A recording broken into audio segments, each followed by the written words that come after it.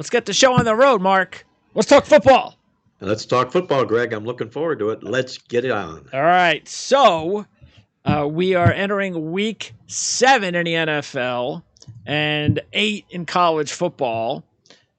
We are going to change things up a little bit format-wise. So we have Nick Sade, the college football extra report. So what I'm going to do is instead is I'm going to throw a lot of that information into just the format of the show as we move along. And we're going to go conference by conference each week. So we're going to run through each conference. We're going to cover as much stuff as we can. Each college football show will be an hour instead of a 2-hour combination of college football, NFL, fantasy, and so forth. It's going to be 1 hour college football, 30 minutes to the NFL, give or take a few minutes. So hopefully viewers out there, you'll enjoy our new format, separating the two. We'll see what kind of traffic we get. Obviously, if we get just as much or better, we'll keep it the way that it is. We're going to continue to talk about injuries. Before we talk the NFL, what we're going to do is check out our fantasy section, our fantasy segment, excuse me. It's our Draft Sharks fantasy break. Matt Schaff, who does a great job, comes on every couple of weeks, and he was the representative for Draft Sharks this week. So we have some player news in the NFL regarding injuries. Also, some other news and notes regarding what's going to take place this week in the NFL and, of course, for fantasy football fans. So we're going to go ahead. We're going to take our fantasy break and be back right after that. All right, Matt. So let's talk some fantasy football. Good to have you back. And it's been a couple of weeks. So lots gone on. A lot happening in the NFL, especially this time of year.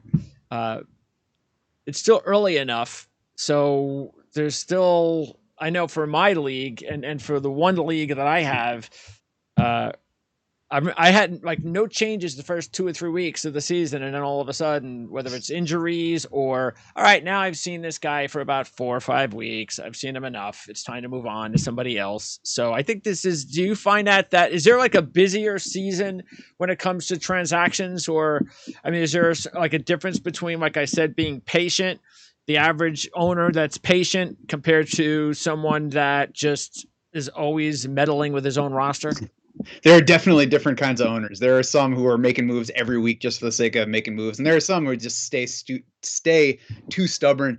I tend to lean the too stubborn route, but this is the part of the year where you're like, all right, I've been trusting this guy for 6 weeks now. It hasn't come yet. And I don't really have a good reason to stick with him other than that I thought he was going to be something before the season. So we're far enough into the year that it's time to change your thoughts if you've been trying to stay stubborn. And that doesn't mean that you automatically give up on somebody if there is something there. Like Joe Mixon, I guess, stands out to me as somebody who might be on either side of that line, depending on how you want to look at it. He's getting plenty of touches. He hasn't given you as much fantasy production as those touches would seem to lead to. So in some cases, you might think, okay, it's time to give up on him. He's one that I would hang on to because I think that offense is getting healthier. And I think even if they throw the ball more, he's going to find the end zone more. So you stick with him. But it's time to change that thinking because it's late enough in the season that you've got some evidence behind you. And there's still enough time left that you can change up your season, make a playoff run, compete for a title, even if you're off to a rough start.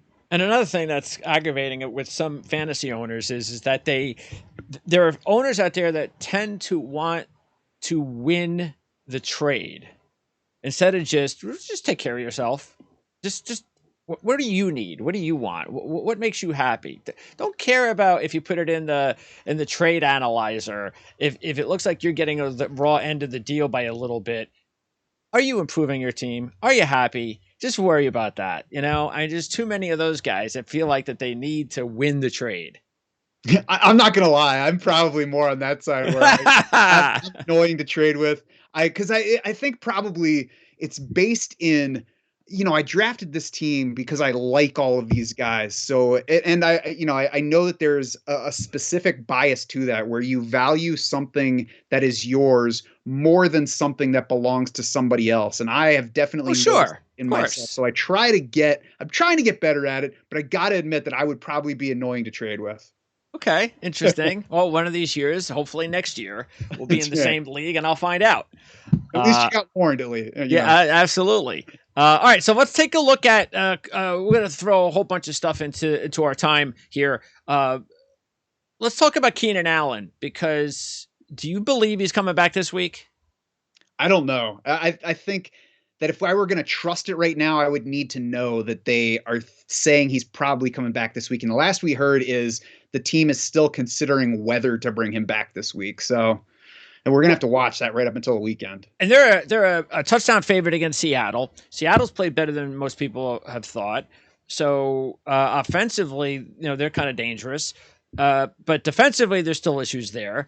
But the Chargers, if you saw last week, Denver's a much better defense than Seattle. But LA's got those injuries in the offensive line. There's no Keenan Allen. I'm not sure how much we trust Josh Palmer. Now we hear Josh Palmer had a head injury.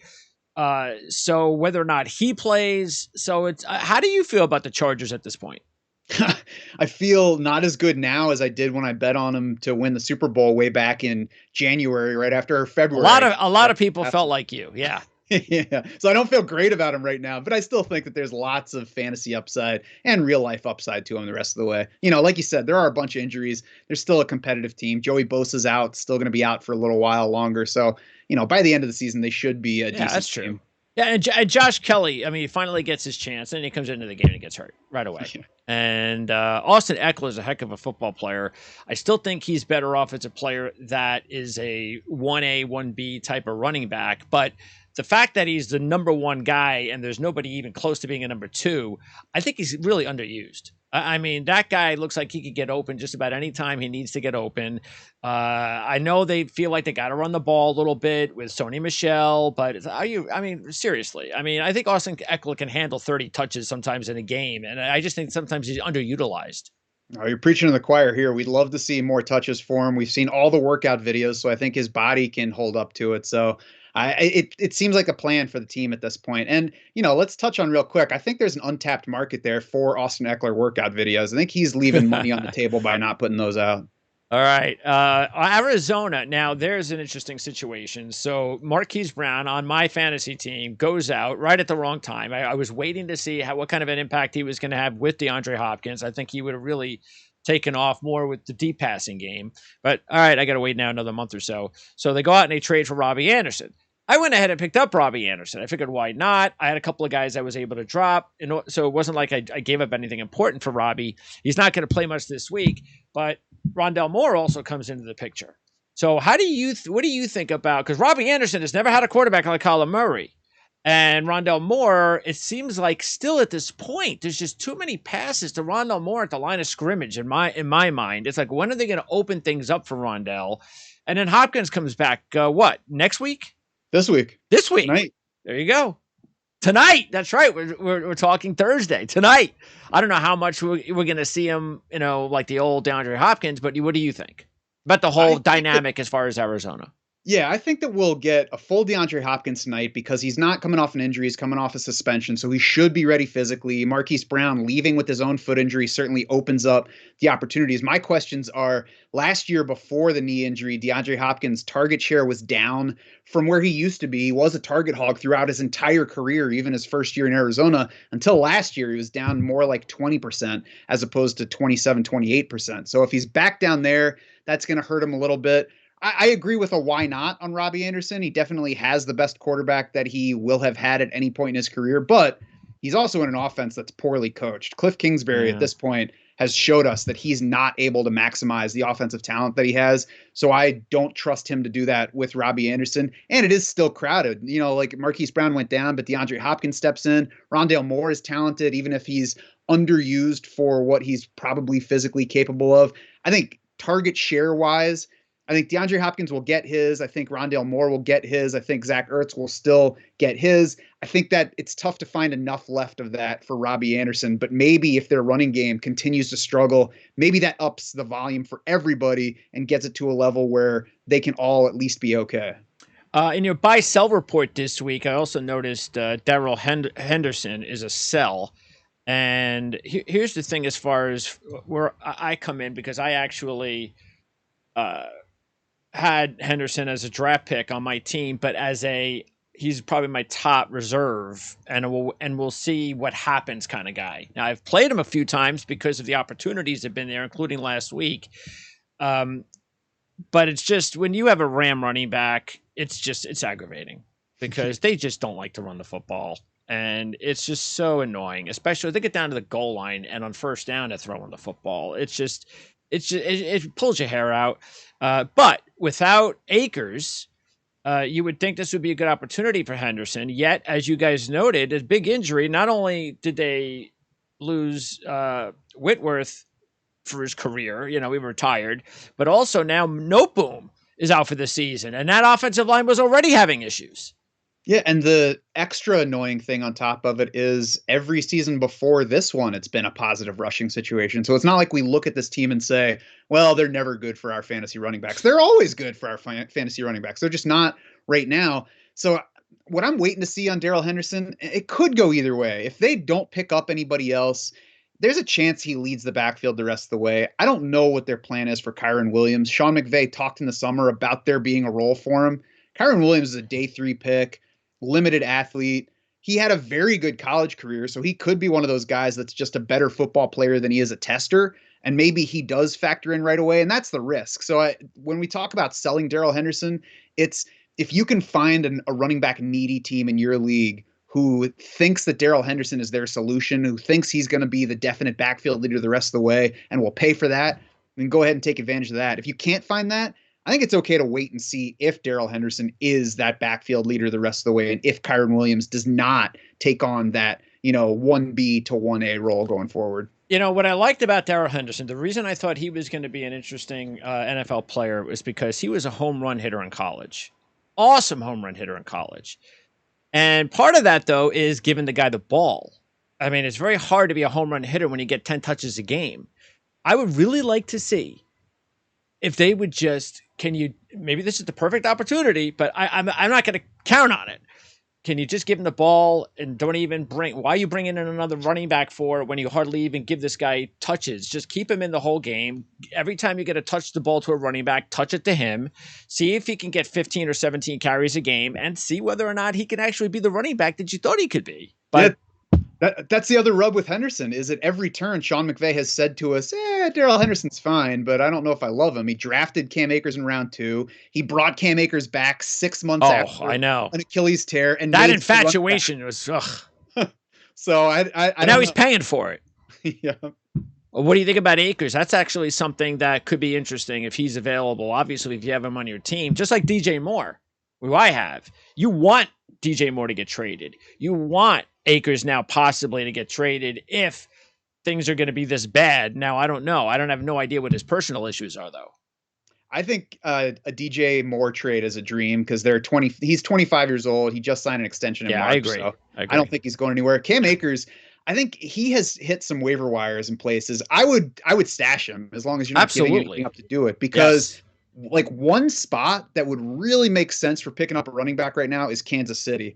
And any running back that lands in Kansas City right now is going to immediately be the most popular guy on the waiver wire. So I would say stash him, see if that happens. And then otherwise we'll see who else is looking for a running back.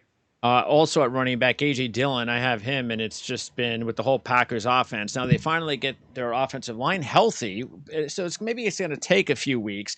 That's a team that needs at the trade deadline in the next week or two. That's a team that should go out.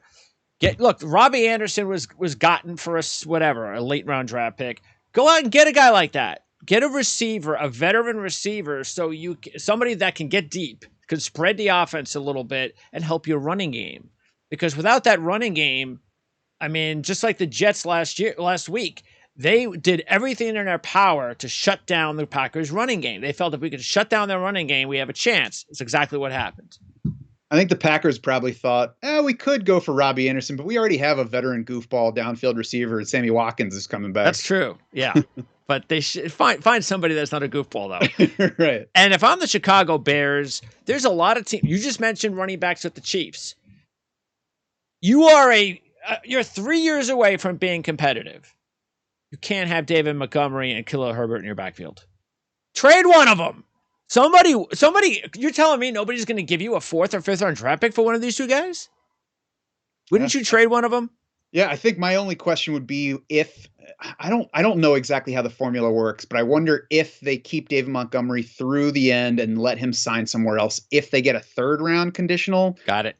pick coming. I don't know the And that formula. would be at the No. end of this year. Is his rookie contract up this year? Yeah, this is the Okay. last year of his contract. All right, we'll keep an eye on that. Before I let you go, we talked the last couple of weeks ago about and fill in the information here regarding this very unique and this would be considered a fantasy game. Yeah, the pick'ems on The Underdog. Pick'ems game, yeah. This would be considered not just again. Everybody knows what fantasy football is about.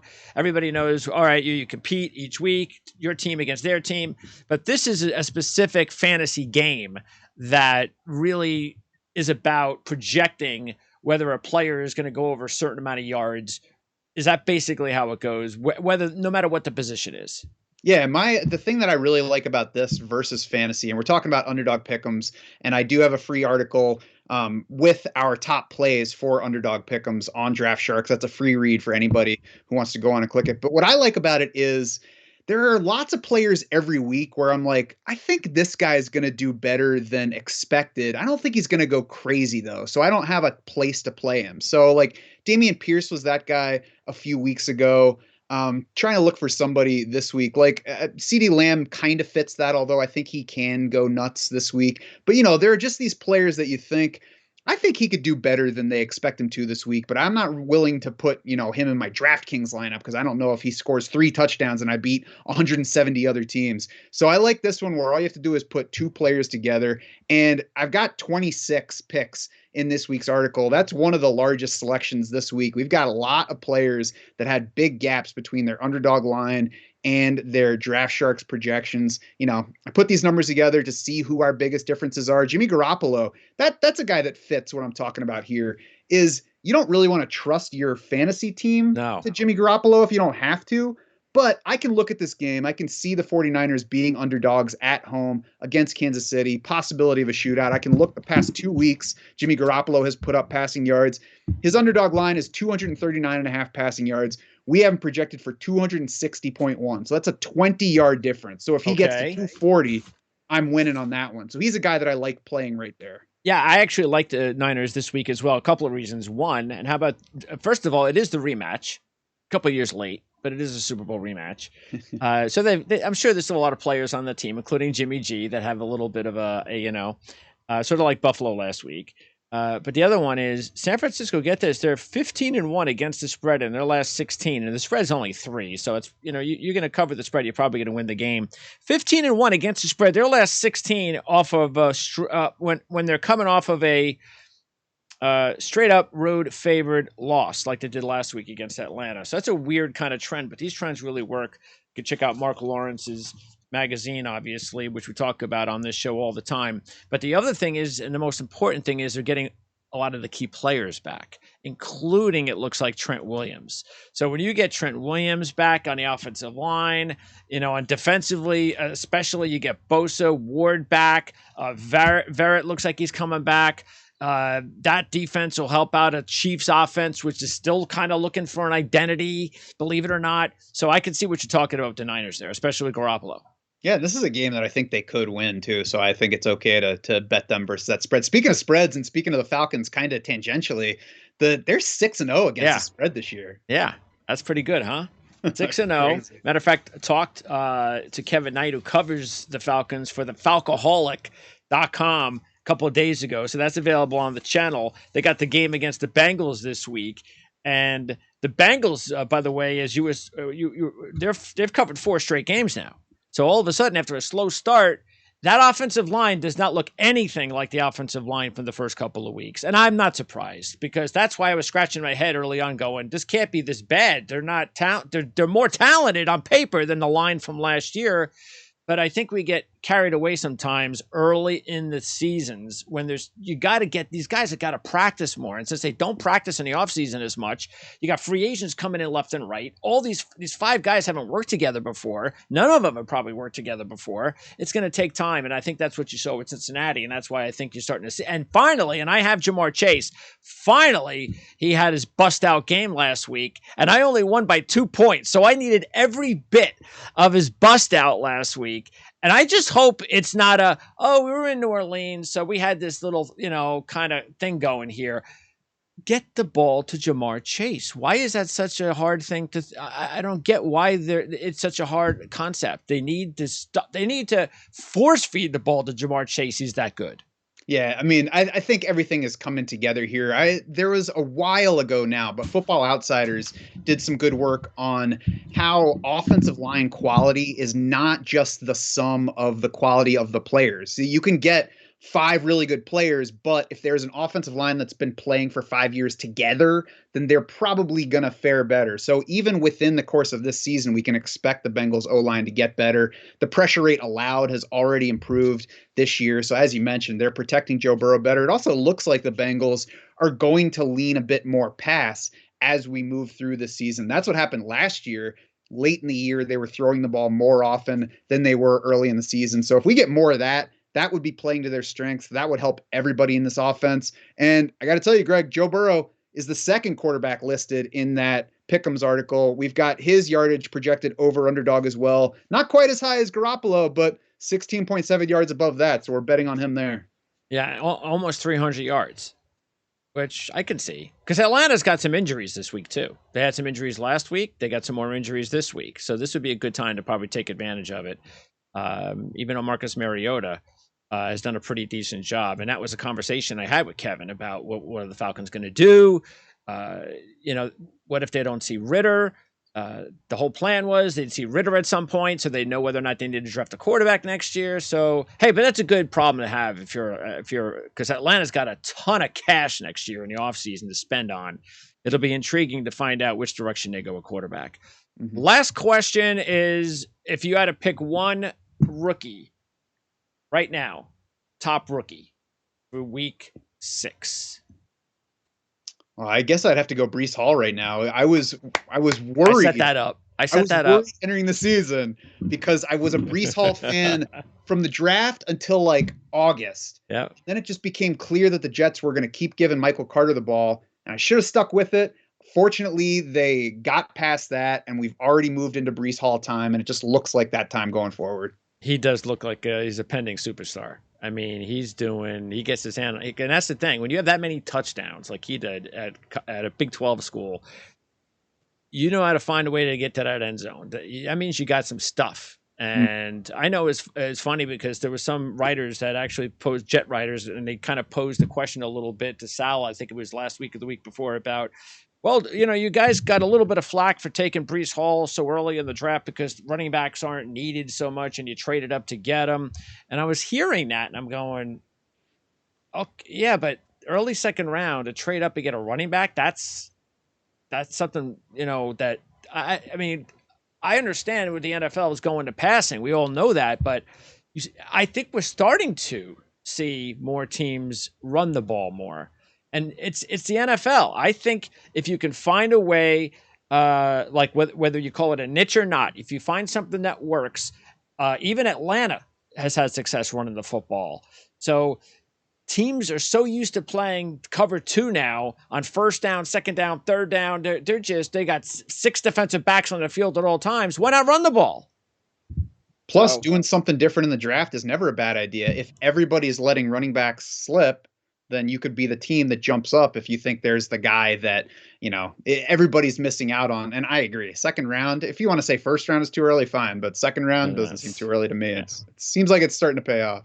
It does. So, all right. I'm still waiting for Elijah Moore, just like Elijah Moore is waiting for Elijah Moore. But You know what? I don't think that's going to change this year. I just think it is what it is. I think they're going to be a running team this year. Next year, maybe. But you know what? The other thing, and I'm watching on tape, you got to get open. And I'm not going to sit here and blame Wilson, Flacco, or the offense necessarily. Every time the ball goes up, I don't see him open. I see another defensive back that's draped all over him.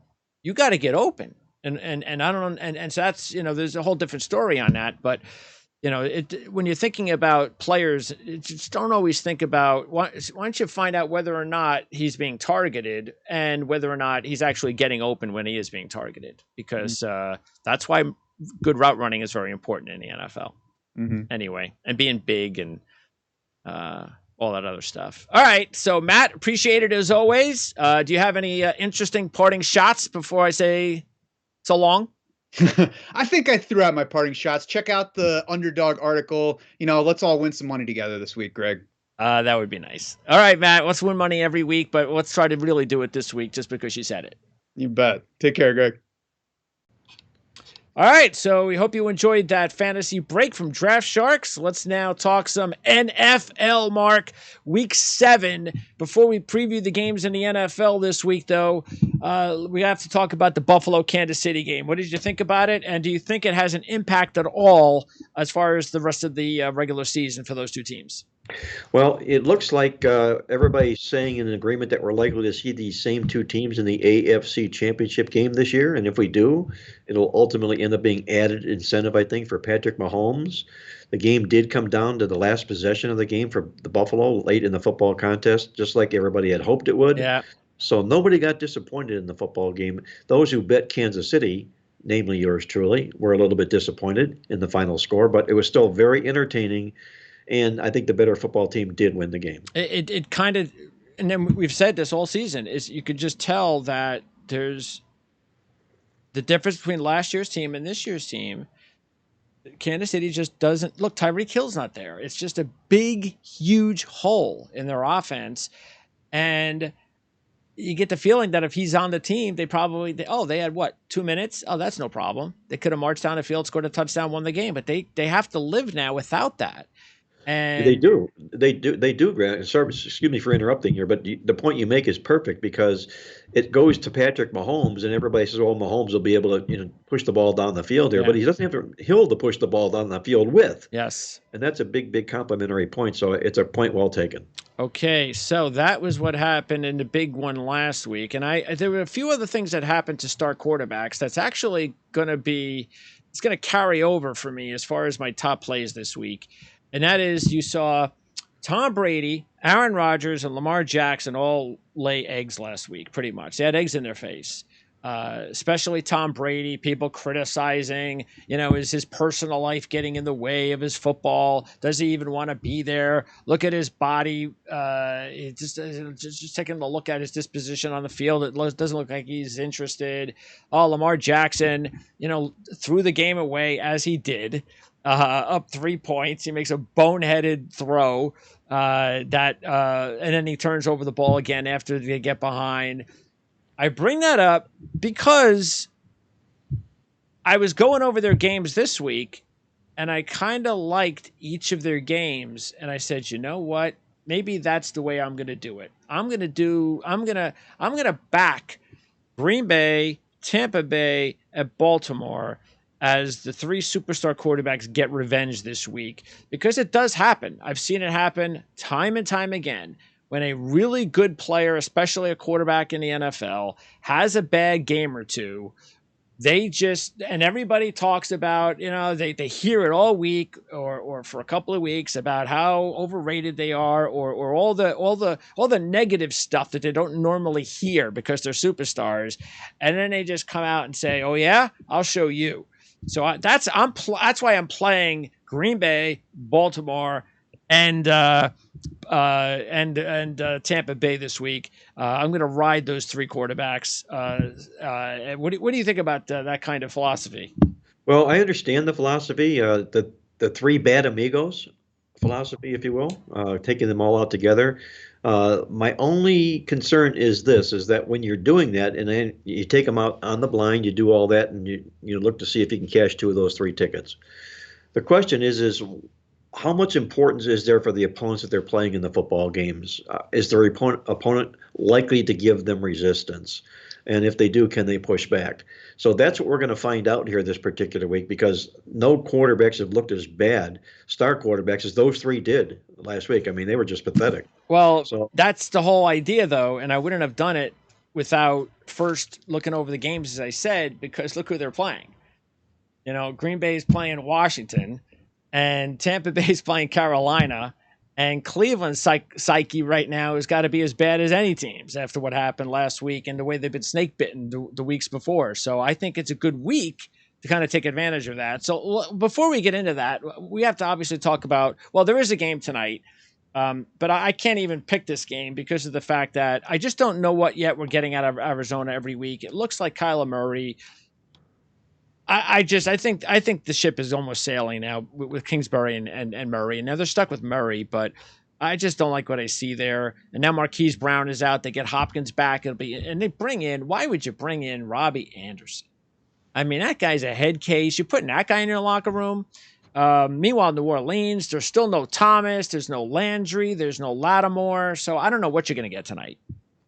Well, what you're going to get is a $40 million game on Amazon that they paid to broadcast this game that a lot of the star players aren't participating in. But I do think Arizona will benefit the most of all the missing personnel here, simply because DeAndre Hopkins is back. That could end up being ultimately the spark that Arizona has been missing all year, because it's been the offense that's been pathetic for the football program. 3 points in the first quarter. Come on. Against Seattle. Yeah. I mean, all year, 3 points in the first quarter. Oh, in the first quarter all year, yeah. Yeah, so, there's obviously something not right with Arizona, but New Orleans is a banged-up football team. We're probably going to see Andy Dalton, I'm going to guess. I'm pretty sure Jameis Winston's out for this football game. It doesn't matter. I don't think it matters, yeah. Yeah, it really. Without Thomas and Landry. Right, exactly. But I have this feeling that Hopkins will spark this football team here, and Cliff Kingsbury needs this like a vampire needs blood, because he's most likely to be the next NFL football coach to get the axe before the end of the football season if he doesn't do something real quick here. Yeah, and it'll be it'll be one of those jobs that'll be interesting, because I don't like the front office very much at Arizona, but sometimes you get lucky, and maybe because I think what they have to do is, if they let Kingsbury go, they have to hire like a Sean Payton type of guy. They have to have a guy that comes in and just is, all right, you want me, fine, but stay away from, this is my job. I'm going to run things. I'm changing your program around, et cetera, et cetera. But I get the feeling that you're going to see what you always see with Arizona. They're going to hire some assistant coach without a track record and almost like a yes man, or somebody with that's just gonna be happy to be there. It's gonna take a nice contract. He could be a college coach, who knows? Just like Kingsbury, but that's kind of what I feel will more than likely happen, because I think that'll be an attractive job for a head coach, knowing that you already have a quarterback that you can maybe work with, unless they're too smart and they realize, yeah, Kyler Murray looks good, but I don't really think that's the kind of guy that I want to be coaching each week. Another young coach who's in a Peter Principle type situation, Cliff Kingsbury, never much in college football, only hired to bring out the best in Kyler Murray because of his playbook, which hasn't materialized for whatever reasons. So, he obviously looks to be the next guy out, being pushed out, and rightfully so. The question I have is, the coach that they hire, is he going to want to work with Kyler Murray? Yeah. Because he's a little bit of a head case all into himself, and he wouldn't be his quarterback. He's Cliff Kingsbury's quarterback. And I wonder how much he really wants to play. I mean, we see this all the time. General managers will have a checklist of guys that they'll draft based on whether or not they love the game. How much are they team players? Do they love the game? Are they diehard football guys and they work all year round about trying to be better? That's not Kyler Murray. At least that's not what we've heard, and I think the proof's in what we've seen. So, all right, the big one is Kansas City, San Francisco.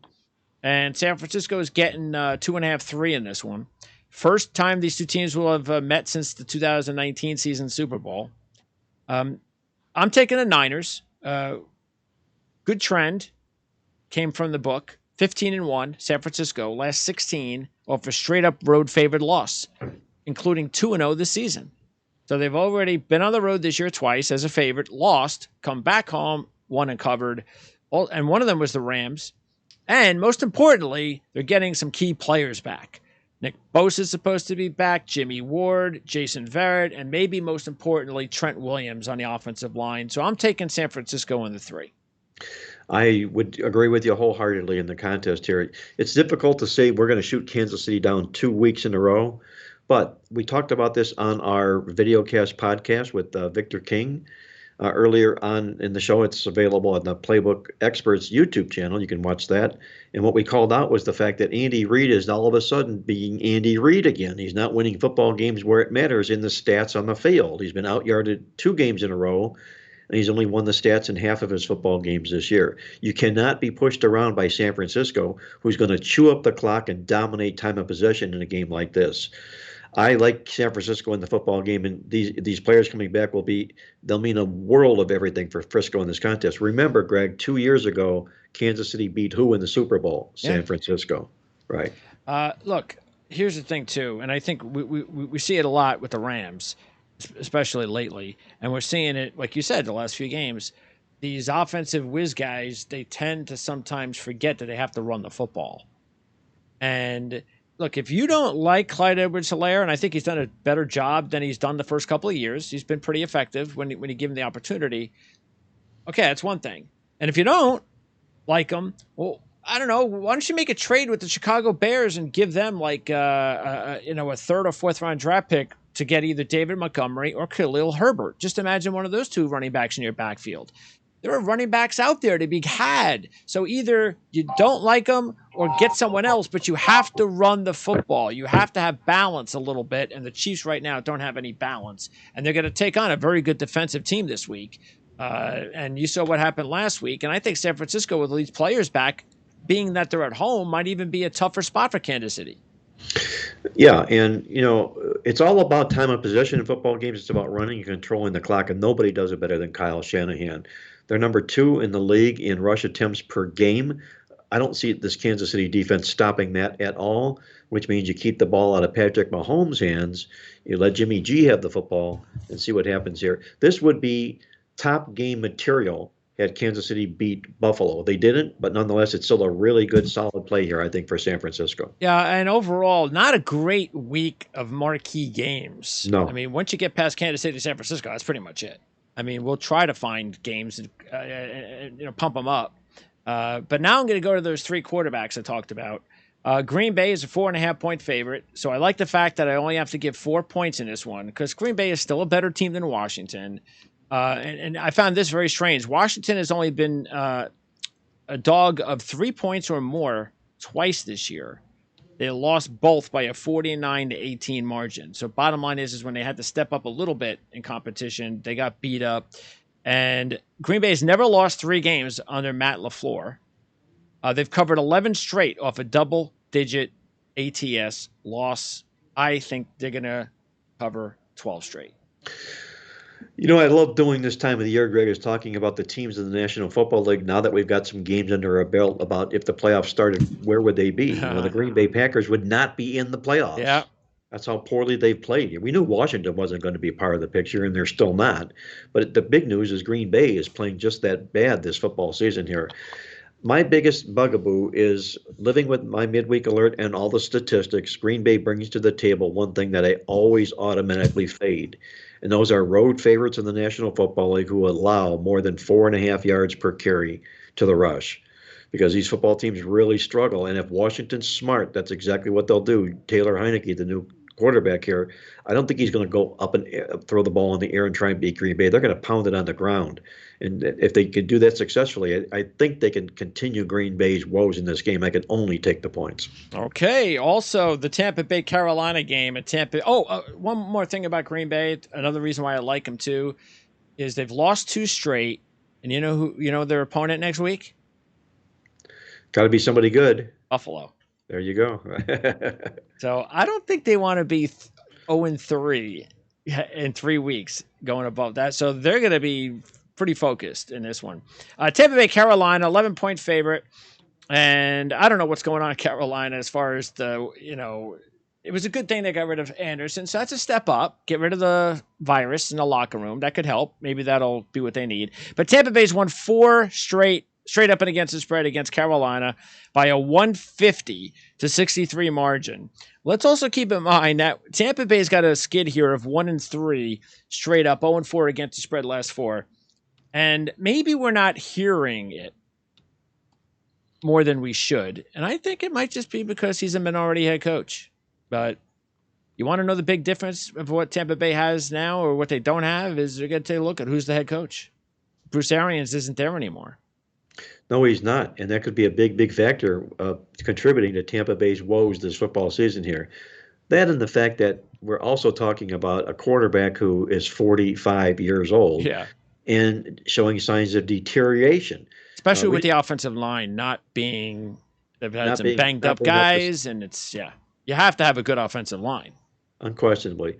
So that all being the case, there's no way in God's green earth I could lay 10.5 points with a football team like that on the road. Sure. The problem is what you're going to use to try and cash the ticket with, but I can only take the points if I had to play this game. Okay, and then also the other one is the Cleveland-Baltimore game, and, well, you tell me what you thought about last week's game. Well, I thought I saw another coach make another goof-off, stupid decision in Kevin Stefanski. And it happened when they were trailing 24-15 midway in the fourth quarter in the football contest. They had just scored to cut the score to 24-15. And he goes for 2. Yeah. Are you kidding me? Are you kidding me? Is that the analytics thing about wanting to know whether you get it or not now? Is that like because that's what they say when they go for it in that spot. They say, well, I want to know, so this way I know whether or not I have to have 2 scores or 1 score. I'd rather know sooner than later. That's what they say. Well, all I know is they didn't make it, and the team fell flat as a pancake. Yeah, that's what happens. That's why you don't do that. Yes. I think if every player had a dagger on them, they would have went right for Stefanski for making a decision to do just that, because they were back in the football game. Yep. But that's another argument for another day. Well, what about being blown out, though, by Bailey Zappi and the Patriots? Well, that's true. And this Cleveland defense is Joe Woods is taking a lot of flack right now, the defensive head coach, and he should be. Kurt Warner really called them out and blasted them. The big demise of the Browns has been their defensive play, and it's led by Joe Woods, their coordinator.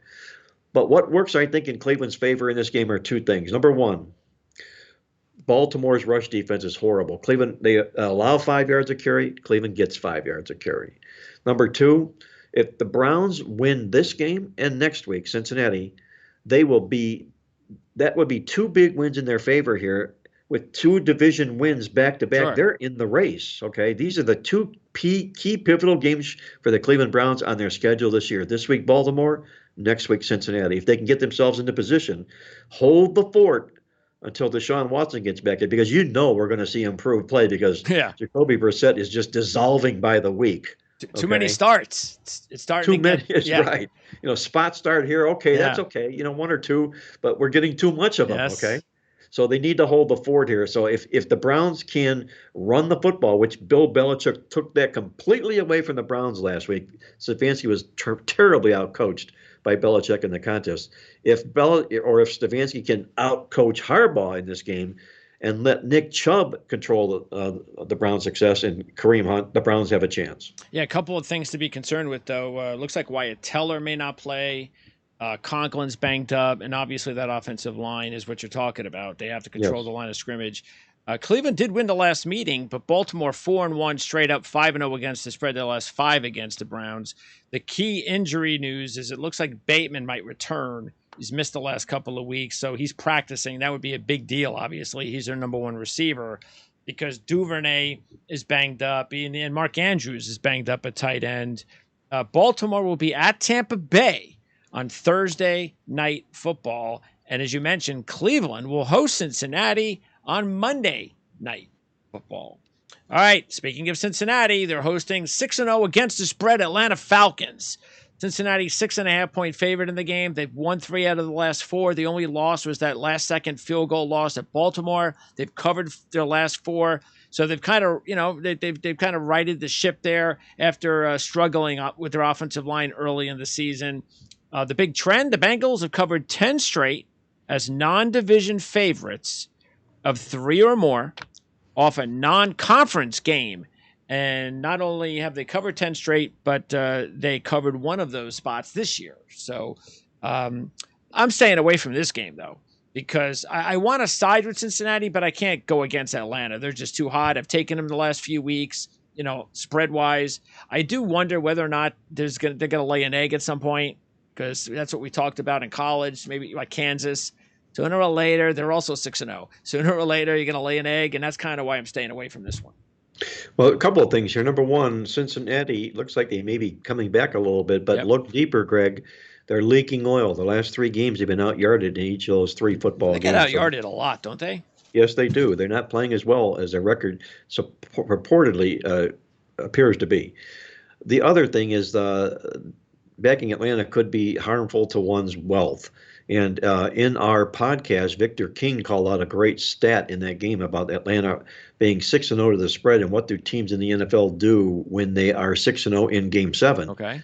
Well, when they're in non-division games like this is, I believe he said those teams are 3-16 against the spread. Okay. So not a good roll that way for Atlanta to maybe come back to the pack, at least, to the point spread. I think it's a real tough football game because it's difficult stepping in front of Atlanta, and I don't want to back Cincinnati leaking oil here. So I'm going to stay completely out of the football game. All right. Now, here's a pretty important game in the AFC South, Indianapolis and Tennessee. And Tennessee's a 2.5-point favorite coming off a bye. And they've won 3 straight going into the bye, straight up and against the spread. Matter of fact, they've won. One of those was against Indianapolis. They're 4-0, straight up ATS last 4 versus the Colts. They were a 3-point favorite on the road in that one, and yet they're only a 2.5-point favorite at home. But that's because we know Tennessee is actually a better road spread team than home, and that's kind of weird, but it is what it is. But I'm going to take a Tennessee. I mean, they just seem to have this mental thing over the Colts right now. And I'm taking Tennessee minus the 2.5. The Colts have covered 7 of the last 8 as a road dog, but the one loss at Tennessee. So Shaq Leonard's practicing, which is great news for the Colts. He's their best defensive player, hasn't played yet this season, so keep an eye on that. But I'm going to still ride with Tennessee. They seem to just have the Colts number right now. Well, if Leonard plays, it's a big boost for the Colts, unquestionably. What I see in this contest here is this. I see a Tennessee football team that has not outgained an opponent this year. They've been out 5 times. They've been pushed around in the stats. That is not an impressive number, especially when you're laying points into a division opponent doing something just like that. You've also got a big revenge factor for the Colts here. They've been taken out 4 times in a row now by Tennessee in this football game. And you talk about strengths and weaknesses. Now, perhaps Matt Ryan throwing the football is not a true strength for Indianapolis, but I know one thing. The Tennessee pass defense is the worst in the league. They rank 32nd dead last. So you can be sure that Matt Ryan will be tuning up his throwing arm and attacking that secondary here. There's too many holes for Tennessee for me to be laying points with. I got to take the Colts and the points here. Now, here's one of my top plays of the week. And I just when I was going over, and every week I'll before I see the odds, I always think of, all right, what do I think the odds should be? And I actually thought the odds would have been the exact opposite in this one. I thought the Giants were going to be a 3-point favorite against Jacksonville. I can't believe Jacksonville's a 3-point favorite in this one. I mean, where is the respect for the Giants at 5-1? They've won 4 games this year as dogs. And then, of course, we got Jacksonville. And we already saw it in the magazine and talked about it against Houston, which is why I stayed away from that game, because they, as a favorite, it wasn't like they were favored very often over the last few years. And when they were, they lost all 3. So what did they do against Houston as a 7-point favorite this year? They lost. So why on earth would I back that, especially the way the Jags are playing? They're not playing like they had that one big game against the Chargers, and everybody all of a sudden thought things changed. They didn't change. That was a blip. I haven't seen anything different from Jacksonville this year except that one game. So why would I not take the Giants? You're right. It was probably an aberration more than anything else. A little sidebar note here. When I'm working all day during the day, and it's all on football, getting ready here, I have on my Alexa, I listen to the NFL radio on Sirius Channel 88 all day. And one of the shows that I happen to listen to in the morning has got Charlie Weiss, the head coach, on the show, and he's like listening to scratching chalk on a chalkboard. All he does is whine and cry and complain. I don't know how his wife puts up with him. He just complains about everything. Okay. What was he complaining about this week? Well, what he was complaining about was, and I'll also tell you this from a handicapping perspective, he's as square gets, okay? And he was complaining about the fact he cannot understand for the life of him what Jacksonville is the favorite in this football game for. Well, what that does is it tells me that, number one, I should probably be looking at the favorite. Right? Charlie Weiss is saying that's that, true. okay?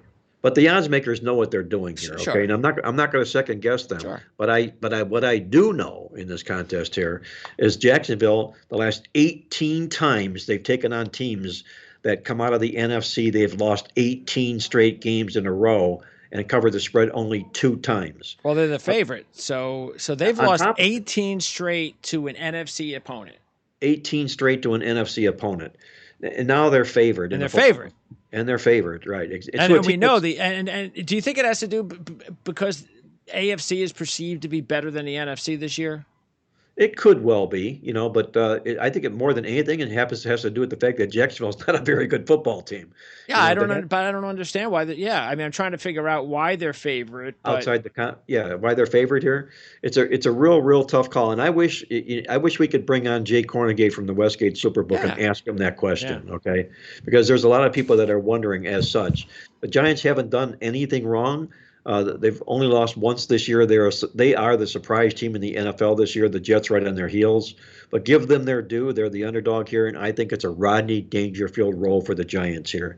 I think they have to be the play in the game. Speaking of the Jets, they have weirdly enough, this is the only game the Jets are playing.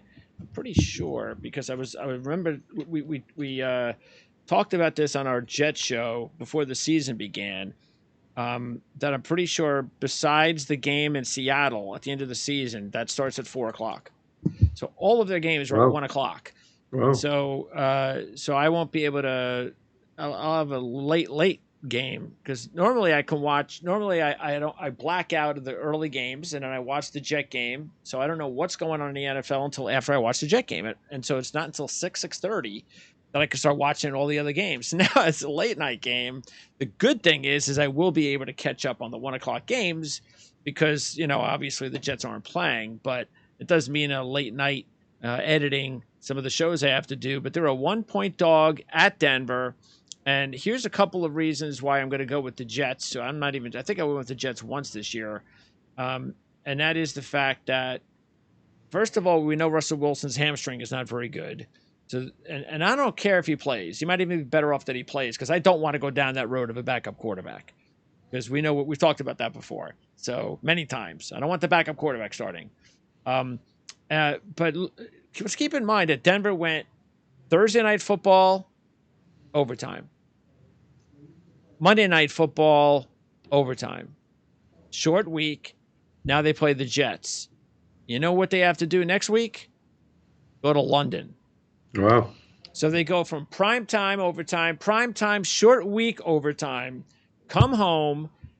I got to get ready for a trip. We're going to London in a few days. That's got to be, so that's a lot of stuff going on in Denver.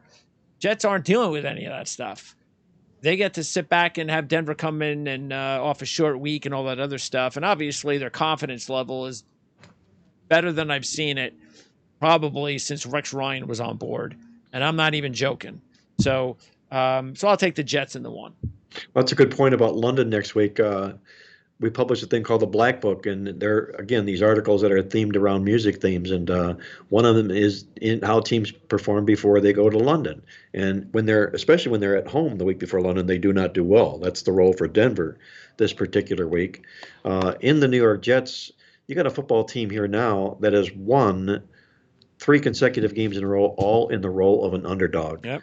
And when you dress up as a dog in the follow-up game, that's a really good, strong role for the Jets to be in here in this contest. And you're still talking about a Denver football team whose offense cannot get untracked. One of the best lines I heard all week long, I mentioned in the podcast, I want to mention it here because I think it's worth repeating, is after the loss by the Denver Broncos last week, on a Denver sports show immediately following the game, they put a graphic up on the screen, and they put on the graphic, it showed how it's easier to pass a kidney stone than it is to watch Denver pass the football. That's pretty bad. So the hometown fans are souring. Who would have on thought that when they went out and got Russell Wilson? Unbelievable for what? I mean, I'm gonna say $500 million. I might be exaggerating that by 1,050,000, but If this doesn't improve by the end of the season, then either you figure out, you know what, we screwed up. He's done. You shouldn't even be playing football anymore, and you move on somehow with Russell Wilson, or you got to get another coach in there that knows how to coach up Russell Wilson, because this can't go on. Well, what's really funny here, Greg, is before he was signed, we had called out the fact that if you took a look at Russell Wilson's numbers, when the talk was really out there that he was going to be released or traded by Seattle, and because he wanted a new start. Well, the fact of the matter is, he played piss poor with Seattle. Okay, his career was going backwards. He was not performing well at all. And yeah, he was last year he was pretty bad. Yeah. Yes, he was very bad. Now you add his injury woes on top of all this. He's a beat up. He pulled a hammy. He's already a small kid. Right. He's only 5'10" to begin with. So, all these things, and then the pressure that comes with all this stuff. So it's beginning to mount, I hear, obviously, on him.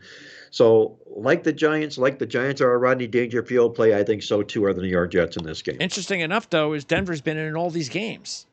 Yes, and they that's have. Because of their defense. Exactly right, which is really strong. Yeah, because they have a shutdown corner in Patrick Surtain, and they've got a good defense in general. So, yeah.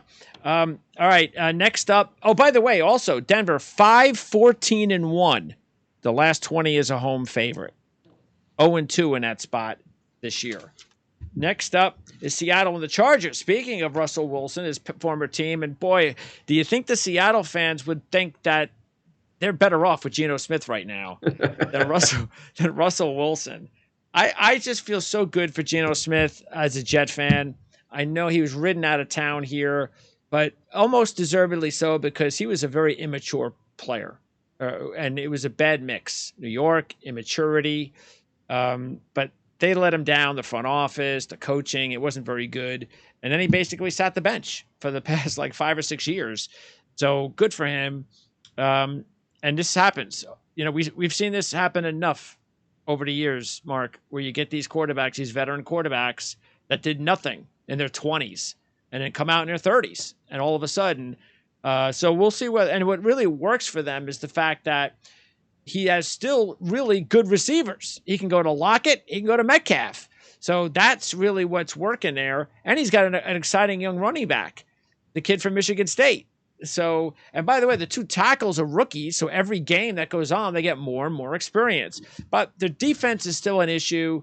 It's just so bad for their team that they lost Adams early in the season for the year, because he ain't coming back.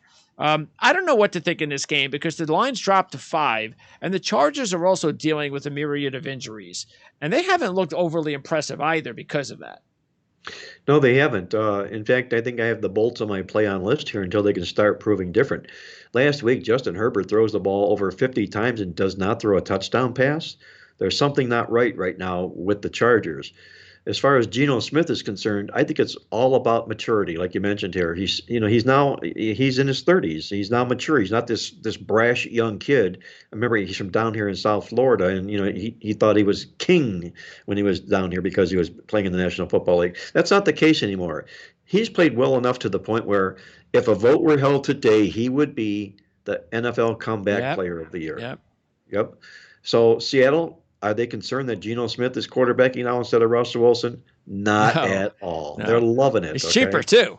He's cheaper on top of it. A lot cheaper. Exactly. And they got all those other players and compensation for the Russell Wilson deal. On top of it all, right. So it's a win-win for Seattle. I'm going to play them plus the points again. Until they prove otherwise, I think Seattle's got to be a look when they dog up. The last thing they need to do is win a game like this that says, you know what? This isn't just, we're not going to be some 7-9, 7-10 kind of team. No, we're actually going to be a playoff contender in the NFC because the NFC is weak. So that is yet to be seen. Can they win a game like this?